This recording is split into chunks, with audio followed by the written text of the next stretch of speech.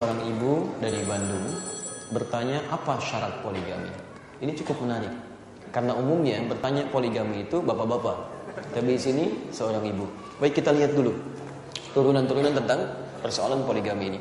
Saya mau bicara tentang kisah Nabi dulu dengan level yang sangat luar biasa. Saya ambil Nabi Ibrahim lah ya, Nabi Ibrahim alaihissalam. Teman-teman sekalian, kita ambil ayat-ayat Qurannya dulu untuk menghadirkan suasana-suasana indah.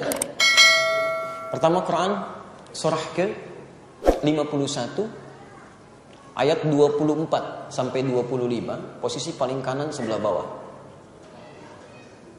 Surah 51 Az-Zariyat. Kemudian selanjutnya ketika mulai berpoligami, ya. Maaf, ada persoalan dulu Quran surah 19 Maryam dari ayat 49 sampai 51. Selanjutnya boleh berpoligami sampai melahirkan seorang anak sampai ditinggalkan di Mekah. Quran surah ke-14 langsung ayat 37-nya. Ayat 37. Sudah? Baik, kalau sudah seperti itu baru nanti kita ambil contoh terakhir dengan sunnah Rasulullah sallallahu alaihi wasallam. Saya mulai bagian pertama dengan kisah Nabi Ibrahim alaihi salam yang saya tahan sebentar ya ayat-ayat ini untuk saya lompat sedikit dulu memberikan hikmah pernikahan. Nanti setelah ketahuan hikmah pernikahan, baru saya ambil kemudian kisah Nabi Ibrahim. Bapak Ibu sekalian, baik pernikahan yang sifatnya monogami ataupun sifatnya poligami, itu tidak bisa dikeluarkan dari frame pernikahan, sama-sama nikah. Jelas ya? Saya ulang, baik monogami ataupun poligami, itu dalam konteks syariat yang ditunaikan bisa disebut dengan sama-sama menikah. Jadi ada persamaan, ada perbedaan. Jelas? Persamaannya keduanya sama-sama pernikahan. Karena berada di frame pernikahan, maka dia tidak boleh keluar dari syarat-syarat pernikahan. Awas, hati-hati. Apa di antara syarat-syarat pernikahan yang melahirkan hikmah dalam kehidupan? Itu muncul di Quran surah ke-30 ayat 21. Perhatikan kalimatnya. Wa min ayatihi. Fokus. Dan di antara tanda-tanda yang mendekatkan seorang hamba dengan Allah Subhanahu wa taala. Ayat pernikahan dibuka dengan kata ayat, tanda yang mendekatkan dengan Allah. Seakan-akan ada kesan dalam ayat ini bahwa hikmah pernikahan itu pada hakikatnya bukan hanya menyatukan dua insan. Ini jangankan berpoligami, dalam monogami pun tujuan utama dalam pernikahan muslim itu bukan cuma ingin menikah secara seksual bisa hasratnya kemudian dikeluarkan, bukan. Bukan cuma ingin bertemu jodoh, bukan cuma ingin menyatu, bukan. Tapi tujuan terbesar dari pernikahan itu satu, tolong catat ini, adalah menjadikan dua pasangan ini lebih dekat dengan Allah Subhanahu wa taala. Tolong garis bawahi dulu ini. Jadi kalau kemudian ada seseorang menikah walaupun dengan monogami misalnya, kemudian dengan pernikahan itu menjadikan dirinya belum dekat dengan Allah, ada yang salah dalam proses pernikahannya. Ada yang keliru. Harusnya lebih soleh. Anda belum menikah, mungkin tidak setiap hari bisa berjamaah. Ya bermakmum, kadang kesibukan salat sendirian. Tapi setelah menikah, bukankah makmumnya dikirimkan selama hidup di rumahnya? Tidak ada alasan untuk Anda meninggalkan jamaah. Jadi kalau Anda setelah menikah pun ada makmum menemani belum bisa jamaah juga, Anda butuh berapa lagi untuk bisa berjamaah? Itu membangun kedekatan dengan Allah. Karena itulah yang paling penting Anda ambil, setiap suami istri yang telah berumah tangga, dari sejak zaman Nabi sebelumnya, Nabi Ibrahim dan setelahnya, yang dibangun pertama kali bukan berpikir nikah ini, nikah itu bukan. Tapi bagaimana dengan pernikahan itu, membangun kesamaan visi untuk mendekatkan diri dengan Allah. Maka muncullah prototipe Nabi Ibrahim alaihissalam. Yang ketika menikah dengan Sayyidah Sarah, cantiknya luar biasa. Cantik luar biasa Sarah itu. Ya, tak terlukiskan kecantikannya. Ketika dijodohkan oleh Allah, maksudnya diberikan jalan untuk menikah, kemudian menyatu keduanya, tapi itulah manusia tidak ada yang sempurna. Ya, di balik kecantikan itu ternyata mendapatkan ujian, ya, belum mendapatkan keturunan dalam kehidupannya. Tapi yang paling menarik, Nabi Ibrahim malah tidak banyak memikirkan itu. Yang dipikirkan oleh beliau dalam konteks ini, bagaimana caranya kehidupan ini lebih mendapatkan ridha Allah Subhanahu wa taala. Maka istri ditarbiyah, suami ditarbiyah, istrinya dikuatkan supaya lebih sabar dengan keadaan, mengharap pada Allah dalam kebaikan. Sehingga dengan pola tarbiyah ini apa yang terjadi? Litaskunu ilaiha. Ada ketenangan dalam jiwa. Hikmah kedua berumah tangga itu untuk menghadirkan ketenangan. Jadi kalau kemudian antum berumah tangga sekalipun dengan monogami, belum poligami, selalu ada ribut, selalu ada masalah, gak pernah tenang jiwa, ada yang salah dalam rumah tangga. Tidak dipelajari dengan baik, gak ada tarbiyah yang bagus di situ. Ya. Karena itulah kemudian, perhatikan, Sayyidah Sarah, istrinya Nabi Ibrahim alaihissalam, menemani suaminya, mulai saat dikecam oleh masyarakatnya, mulai ketika dibakar, mulai ketika diusir, tidak pernah putus untuk dekat dengan beliau. Silahkan cek. Ada perempuan-perempuan yang karena orientasinya bukan karena Allah, termasuk pria-pria menikah orientasinya bukan karena Allah, ada yang karena materi, ada karena kedudukan, sehingga cintanya tidak abadi. Kehidupan di rumah tangganya sering ada masalah gitu.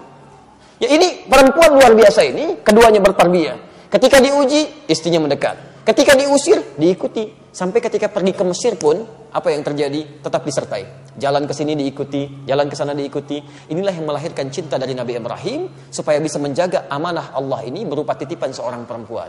Jadi kalimat ketiga, tolong catat ini ya. Pasangan yang dititipkan oleh Allah kepada kita, itu adalah ujian kehidupan kita sebagai titipan Allah yang dititipkan kepada kita, bukan pada yang lain.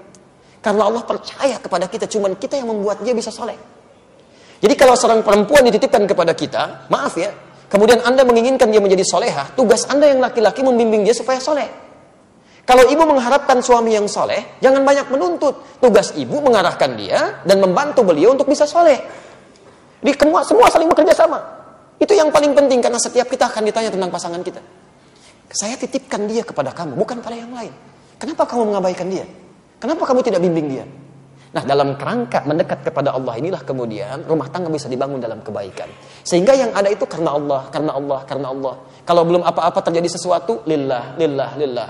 Apa yang terjadi ketika datang ke Mesir? Saya mau teruskan. Di Mesir ini perjalanan sudah lama. Rumah tangga sudah berlangsung.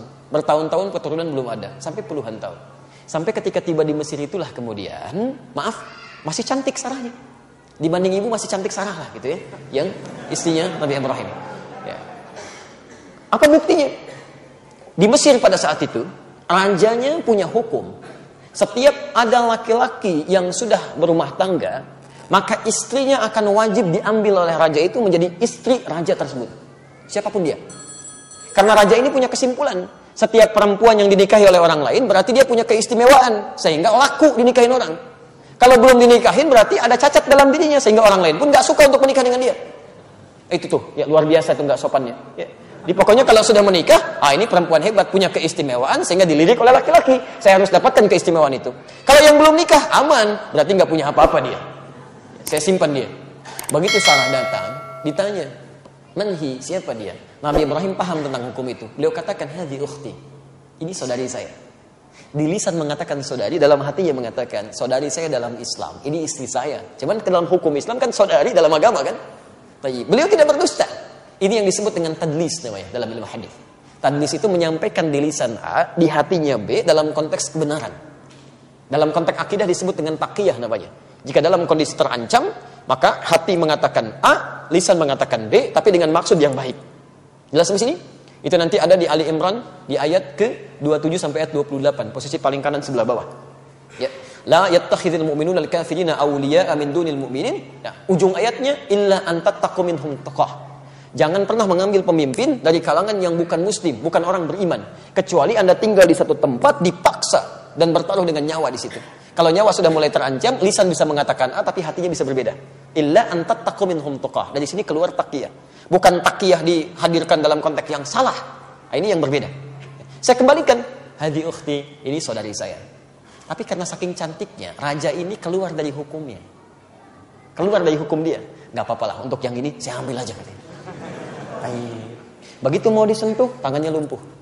Lumpuh tangannya, Nabi Ibrahim berdoa. Dia berkata, jangan guna-gunai saya katanya. Tolong doakan lagi supaya sembuh, saya berjanji tidak akan sentuh lagi. Begitu didoakan Nabi Ibrahim, sembuh lagi. Ternyata mengingkari janjinya, mau pegang lagi. Baik. Sampai ketiga kali dia berkata, yang ketiga ini saya berjanji benar. Kalau kamu kemudian ucapkan kalimat tadi itu, saya sembuh, saya tidak akan pernah sentuh lagi dia. Maka didoakan oleh Nabi Ibrahim, kemudian pada saat itu sembuhlah keadaan rajanya. Disinilah karena disaksikan oleh beberapa pengawal-pengawalnya, raja ini tidak ingin malu. Bagaimana caranya supaya saya tidak direndahkan, tidak terangkat Ibrahim, maka dikumpulkan masyarakat. Di tempat yang cukup luas. Dikatakan, kita kedatangan tamu sekarang 2 orang, tapi ini bukan manusia, kayaknya jin. Karena punya kalimat-kalimat yang membuat tangan saya bisa runtuh, ya bisa lumpuh. Kalau dia ada di sini, keduanya bisa jadi masalah untuk kita. Kita minta saja supaya pergi dari sini. Sebagai kompensasi, dikirimkanlah seorang yang bisa membantu dalam kehidupan keduanya. Seorang perempuan bernama Hajar. Hajar. Itu asalnya dihadiahi oleh Raja Mesir tadi untuk membantu Nabi Ibrahim dan Sayyidah Sarah. Maka diterima itu, keluar, keduanya melangsungkan perjalanan. Sampai ke Kanaan, sampai berada di Palestina. Singkatnya, lama membantu, Ibrahim semakin sepuh, Sarah mulai merasa, lillah. Bukan karena yang lain. Hebatnya Nabi Ibrahim gak pernah minta. Mah, poligami ya. Beliau tahu, ini istri saya, temani saya, titipan. Yang kalaupun pasti akan ditanya oleh Allah. Kalau satu saja pertanyaan ini tentang istri saya belum bisa saya jaga dengan baik, bagaimana saya bisa merawat yang lain? Tapi Nabi Ibrahim layak untuk meminta. Layak. Karena dakwahnya masih luas masanya. Panjang misinya dan belum ada keturunan. Siapa yang bisa meneruskan? Maka dalam konteks inilah karena tarbiyah terus berlangsung dan istrinya paham. Ini suami saya butuh nih. Kalau nggak dikerjakan seperti ini, tidak diberikan kesempatan untuk menikah dengan perempuan lain yang bisa menghadirkan keturunan, maka siapa yang bisa meneruskan risalah dakwah? Karena tarbiyah ini terus jalan, suami nggak minta, istri yang kemudian menyerahkan. Seperti penelpon tadi, baru bertanya, belum memutuskan, gitu kan? Baik. Nah, apa yang terjadi? Kemudian istrinya mulai berkata, dalam bahasa kita, nikahilah Sarah, nikahilah Hajar. Jadi bukan suami yang minta dalam hal ini yang cukup menarik ya. Suami tidak dilarang untuk meminta dalam keadaan tadi. Nanti kita ambil ilat hukum di akhirnya. Tapi istri mengatakan, nikahi Hajar. Semoga dengan itu mendapatkan keturunan dari Hajar, yang dengan mendapatkan keturunan itu risalah dakwah akan terus berlangsung. Jadi di sini syarat pertama yang Anda tanyakan, yang kita bisa keluarkan dari sini, risalah poligami itu turun, kemudian dibenarkan, disunnahkan dalam Islam. Syarat pertamanya adalah terkait dengan kebutuhan-kebutuhan dakwah dalam konteks membangun kedekatan dengan Allah Subhanahu wa taala. Bisa berbeda ilatnya. Misal di zaman Nabi Muhammad SAW, maaf ya, banyak orang-orang yang ketika berjuang di jalan Allah banyak yang wafat, syahid. Itu semangat Pak. Baru pulang kerja, sedang kumpul dengan istrinya, tiba-tiba ada panggilan jihad. Nada munadin lil jihad. Jahidu fi sabilillah, ayo jihad. Langsung pamit Pak. Berminggu-minggu ketemu istri, baru sapa-sapa, datang gitu kan. Sudah kemudian ngobrol, ada panggilan jihad. Ke istrinya, mah ada jihad, pamit dulu ya. Istrinya pun bukan melarang. Kan papa baru datang. Tidak. Karena ada tarbiyah di situ, silakan Pak. Kalaupun nanti syahid duluan ke surga, mama yang akan siapkan untuk menyusul ke sana. Berangkat. Dan banyak yang meninggal syahid. Itu cita-cita tertinggi pada saat itu. Syahid. Tapi Anda harus pikirkan, bukankah mereka punya anak-anak di situ? Ada anak-anak dan pernah terjadi. Saya punya satu kitab namanya Al-Hikayat wal Muhimmat. Dan Masya Allah air mata itu tertetes luar biasa. Ketika ada seorang anak saat akan bermain, dia diam aja begini. Diam. Kenapa? Karena dia merasa tidak punya pakaian yang layak untuk bermain dengan yang lainnya. Tidak punya makanan yang layak untuk bermain dengan yang lainnya. Dia merasa ada kekurangan dalam dirinya karena ayahnya meninggal dalam keadaan syahid. Tiba-tiba Rasulullah lewat bertanya kepada anak ini. Ya gulam, lima la tal'ab. Nah, anakku kenapa kamu enggak main? Kata anak, ya Rasulullah, ana mustahyin, saya malu katanya. Ma'ani thawb laik, saya enggak punya pakaian yang layak. Saya enggak punya pakaian yang baik seperti mereka. Wa aina abuk? Mana bapakmu? Faqad tufiya, istushhida, wafat di jalan Allah Subhanahu wa taala. Lihat kalimat Nabi, aradita an takuna Muhammadun aban laka wa Aisyatu umman laka wa Aliyun amman laka wa Fatimatun ukhtan laka wal Hasan wal Husain ikhwah laka. Apakah kamu ridho Ananda menjadikan Muhammad sebagai ayahmu sekarang, Aisyah sebagai ibumu sekarang, dan Ali sebagai pamanmu sekarang, Fatimah sebagai saudarimu sekarang, Hasan dan Husain sebagai teman-temanmu? Maka anak ini langsung tertawa, saya ridha ya Rasulullah. Maka dibawalah, diberikan pakaian oleh Nabi, diberikan makanan oleh Nabi, dirawat sebagai anak Nabi SAW. Ketika itu keluar, main dengan pakaian yang begitu nyamannya, senangnya, gembira anak ini. Kata teman-temannya, kok pakaian kamu lebih bagus dari kita? Dari mana? Dari Nabi SAW. Nabi mengangkat saya sebagai anak karena ayah saya telah meninggal. Kata mereka, kalau bapak kami meninggal juga ya, tentu akan begini juga. Turun syariat kemudian. Turun syariat, nikahi si fulana. Bukan karena cinta semata. Kalau karena hanya cinta, mustahil dinikahi misalnya perempuan-perempuan dalam status yang sudah usianya semakin sepuh. Ada yang sudah sepuh, ada yang bahkan malu ketika dinikahi oleh Rasulullah. Ya, seperti Sayyidah Saudah binti Zam'ah. Ketika akan dinikahi, ya Rasulullah, saya ini sudah begini. Apa yang bisa saya berikan untuk Anda? Ya pokoknya nikah aja. Ayo nikah atas perintah Allah Subhanahu wa taala. Ini semuanya karena perintah Allah. Ada hikmah di situ. Nabi itu menikah bukan dengan syahwat. Bukan syarat syahwat di poligami itu. Tapi ada nilai-nilai kebaikan yang harus berkembang dalam kehidupan. Nah, barangkali di antara suami-suami ibu punya peran-peran seperti itu, bagian pertama. Ya. Yang kedua, ada kekurangan yang memang harus dihadirkan. Ya, seperti mohon maaf, keturunan misalnya belum ada, sementara sangat diharap-harap dan sebagainya. Dalam konteks ini misalnya mohon maaf, ada geliat-geliat godaan yang sifatnya bisa menghadirkan pada maksiat. Zina ada di mana-mana, ya, pandangan tidak mudah, macam-macam bisa hadir dalam kehidupan. Kalau dikhawatirkan terjadi maksiat, maka maaf, bukan ujuk-ujuk langsung poligami, tarbiyah berjalan. Diskusi, sebetulnya kemana arah rumah tangga kita ini, Ma? Seperti apa? Apakah ridha Allah yang dicari atau kenikmatan dunia yang diinginkan? Diskusi. Terus kita membangun visi bagaimana? Apakah papa dengan selama ini mama cukup untuk kita saja? Atau harus kita punya keturunan untuk meneruskan visi misi kita? Sehingga nanti ada penghafal Quran yang bisa membanggakan kita di akhirat nanti. Ada penghafal hadis yang bisa memberikan mahkota di kepala kita. Walaupun mungkin dari rahim yang lainnya, mah, kan? Diskusi pelan-pelan. Ibu jangan senyum dulu, teruskan dulu kan? Baik, misal. Setelah itu berjalan, apa yang terjadi? Masya Allah. Ayo, ada poligami. Maka Nabi Ibrahim menikah dengan Sayyidah Hajar. Tapi disinilah keadilan Allah.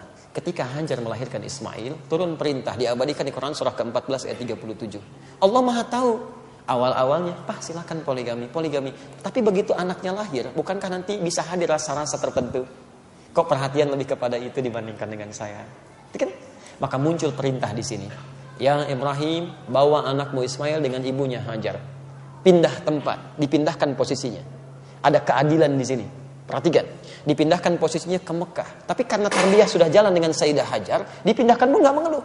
Permisi pada istrinya Sarah. Pergi kemudian ke Mekah, ditinggalkan di tempat yang luar biasa. Fi wadin ghairi dzi zar'in inda baitikal muharram. Di satu tempat ditinggalkan ibu dengan bayinya yang masih merah di tempat yang tumbuhan pun tidak tumbuh. Saya mau tanya pada ibu, Bu, ya. Ibu dinikahi oleh seseorang, ketika mengandung melahirkan bayi masih merah, diajak ke alun-alun Kota Bekasi di Al-Barkah. Ditinggalin di situ. Bagaimana perasaan ibu? Padahal suasana nyaman, ya, ada pohon kurmanya, ada macam-macam. Ini tidak, nggak ada tumbuhan, nggak tumbuh. Apakah Sayyidah Hajar kemudian protes? Tidak. Cuma bertanya begini, ahadza min amrillah, apakah ini perintah Allah? Bala, iya. Sepanjang perintah Allah, saya akan bersabar. Ditinggalkan suami, menggantung kepada Allah. Apa yang terjadi? Allahu Akbar. Ini luar biasa.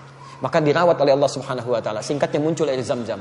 Muncul kemudian pemukiman di situ. Tapi yang hebat, Nabi Ibrahim, Nabi Rasul, dekat dengan Allah. Luar biasa tugasnya, sibuk luar biasa. Tapi dalam setiap kesempatannya itu masih bisa menengok anaknya dari Palestina ke Mekah, menyeberang. Sampai disebut dengan Ibrahim. Dalam bahasa Aramaik disebut Ibrahim sang penyeberang. Dalam bahasa Arab dari Abun Rahim, bapak yang sangat penyayang. Nabi, Rasul, kesibukan luar biasa, dekat dengan Allah, masih bisa nengok anaknya. Dilihat bagaimana perkembangannya, seperti apa kehidupannya, diberikan kasih sayangnya. Sehingga ketika anaknya tumbuh pun punya rasa pada bapaknya. Bapaknya punya pekerjaan, mulai meninggikan Ka'bah, anaknya bantu, Quran surah kedua ayat 127. Ada dampak dari situ. Antum bukan Nabi, bukan Rasul. Kedekatan dengan Allah tidak seperti Nabi Ibrahim. Sesibuk apa sih sampai gak sempat lihat anaknya? Sampai gak ada perhatian pada keturunannya? Coba cek. Dampaknya hasilnya apa? Karena perhatiannya kurang, anak ke bapak pun kurang punya rasa. Bapak punya mobil, dipakai oleh anaknya. Pada saat nyuci begini, kelihatan oleh anak, dibantu nggak? Jangan-jangan antum yang nyuci, anaknya yang pakai. Ibu yang nyapu, anak yang kasih komando. Mah, ini sebelah sini belum? Coba dicek. Bahkan pada saat bapaknya pun mesti berkorban. Dengan perintah wahyu di Quran surah 37 ayat 102 sampai dengan 109 itu. Inni ara fil manami anni adbahuka fanzur madza tara. Duhai nak sayang, papa ini harap-harap kamu tumbuh dewasa, tapi bapak melihat dalam mimpi. Ada wahyu papa menyembelih kamu. Mudah bagi Nabi Ibrahim mengatakan, nak siap-siap ya. Kemana pak? Sembelih. Wahyu turun. Mudah karena Nabi Rasul. Tapi dengan kasih sayangnya minta pendapat pada anaknya. Apa jawab anak? Karena merasa ada perhatian dalam dari bapaknya. Sampai berkata anaknya, ya abatif al-matu'mar. Ayah, cepat kerjakan sekarang, jangan tunda. Orang cuma tahu disembelih saja. Tapi kalau anda buka misalnya, ada Al-Akhlaq bil Banin karangan Ustaz Umar Ahmad Muraja. Jilid yang kedua, warnanya biru, halaman ke-25, posisi paling kanan, di paragraf yang ketiga, baris pertama sampai dengan baris ke-9, sebelah kanan. Itu ketika akan disembelih. Orang tahunya cuma disembelih. Tapi kemudian Ismail berkata, ya abati, duhai ayah, tolong kencangkan ikatan ini. Supaya saat saya disembelih, saya tidak bergerak. Menjadikan ayahanda kemudian tidak jadi nyembelih saya karena iba.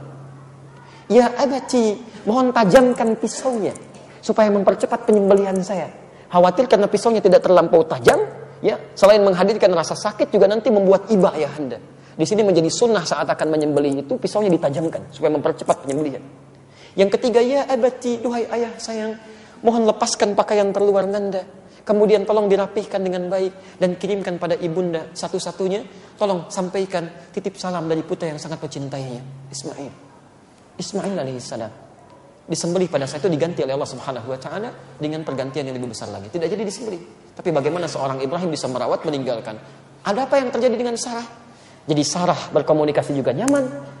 Hajar juga mendapatkan kenyamanan. Tapi yang paling indah ketika itu terjadi nikmat, lihat kalimatnya, nikmat keindahan kemudian datang. Ketika ujian yang sangat sulit bisa dilewati, Sarah tidak bisa mengandung, dihukumi mandul, sudah monopos, tidak mungkin punya keturunan. Ketika lolos dalam ujian yang kedua ini, menyerahkan cinta karena Allah supaya ada keturunan, maka ketika diizinkan Nabi Ibrahim menikah dengan Hajar itu, plus Ismail tumbuh dewasa, muncul berita, Hajar pun bisa mengandung. Bisa mengandung. Kapan kalimat bisa mengandung ini muncul? Ketika lolos dalam ujian poligami tadi. Bukan karena poligaminya, tapi mengizinkan suami poligami itu karena Allah, karena ada urusan yang Allah ridhai di situ. Begitu Anda melakukan sesuatu karena Allah, maka hukum Allah akan berlaku bagi Anda. Bahkan pada yang menurut manusia mustahil untuk dilakukan. Jelas sampai sini?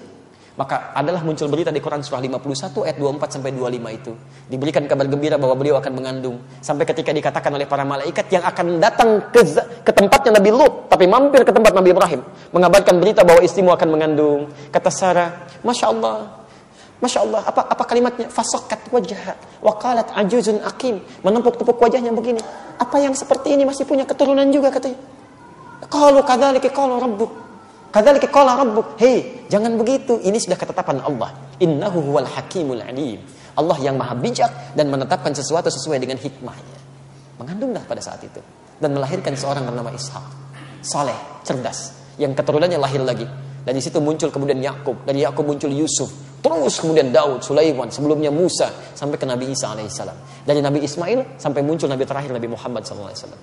Muhammad bin Abdullah bin Abdul Muttalib bin Hashim bin Abdul Manaf bin Qusay bin Murrah bin Kilab bin Ka'ab bin Ghalib bin Fihr bin Malik bin Nadar bin Kinana bin Khuzaimah bin Mudrika bin Ilyas alaihissalam bin Nizar bin Mudar bin Ma'ad bin Adnan bin Adi bin Adri bin Muqawwam bin Nahur bin Tarih bin Ya'uf bin Yasjud bin Nabit bin Ismail alaihissalam bin Ibrahim alaihissalam.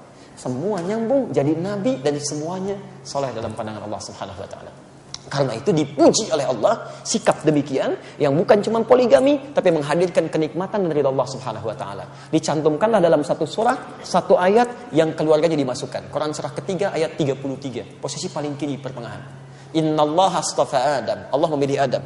Wa Nuhan, Nuh, wa ala Ibrahim dan keluarganya Ibrahim. Adam disebutkan Adamnya, Nuh disebutkan Nuhnya, tapi Ibrahim disebutkan keluarganya. Karena bisa menjaga semua keluarga keturunan dengan baik, turunannya baik-baik, dan melahirkan bahkan nabi yang banyak dari keturunannya. Dan itu pernah ditiru oleh Imran dengan istrinya Hannah, dan berhasil, sehingga melahirkan Maryam, melahirkan Isa, dan seterusnya. Jadi kalau Anda bertanya tentang syarat poligami, yang pertama adalah membangun kedekatan dengan Allah Subhanahu wa taala. Yang kedua, ini baru syarat hikmah ya. Baru syarat hikmah ya. Yang kedua, menghadirkan kemaslahatan dalam kehidupan berumah tangga. Baru kemudian turun syarat-syarat teknisnya. Ada keadilan, harus adil. Ya, bukan adil yang sempurna karena manusia nggak bisa adil sempurna. Tapi minimal tidak memperlakukan satu dengan yang lainnya dalam perlakuan yang tidak sama. Ya, sama dalam pengertian ini, menghadirkan rasa yang tidak menyenangkan. Ya, jadi kalau misalnya si fulan diberikan A, si B diusahakan diberikan B yang sesuai. Beli mangga 3, kan istri 3, bagi-bagi 1, 2, 3, sama mendapatkan. Kecuali pada hal-hal yang khusus yang melekat pada istri yang satu, bukan pada yang lainnya. Itu boleh. Jelas ya? Nah, jadi, berpoligami pun itu tidak semudah yang kemudian Anda katakan, iya, saya berpoligami, pengen poligami. Hati-hati, Anda akan ditanya dengan istri Anda. Kalau satu titipan saja belum bisa merawat dengan baik, maka berpikirlah untuk yang selanjutnya. Lihat lagi, kecuali kalau ada kebutuhan-kebutuhan dakwah dilakukan, atau yang tadi itu dengan sifat-sifat tarbiyah yang sudah berjalan. Ya. Dan jangan dibawa dalam canda, karena tidak mudah. Kalau kalimat itu sudah keluar, maka hukum berlaku. Awas, hukum itu kadang berlaku dengan kalimat. Anda masuk Islam dengan kalimat. Hati-hati. Anda akan dengan kalimat, saya terima nikahnya. Kalimat itu muncul, halal hubungan. Makanya jangan dianggap sepele kalimat itu. Ada mengucapkan selamat pada perayaan agama lain, itu kalimat, tapi dampaknya besar. Seperti tauhid Anda dengan kalimat, nikah Anda dengan kalimat. Ya. Baik ya? Pelan-pelan. Lahir anak pertama, dia kan istri mulai sakit, berikan perhatian. Lupa sakit gini, ya sabar mak ya. Ini anak pertama kita lihat. Kalau masih sakit nggak apa-apa. Nanti anak kedua dari yang lain aja, bisa gitu kan? Nah, itu kan cuma canda.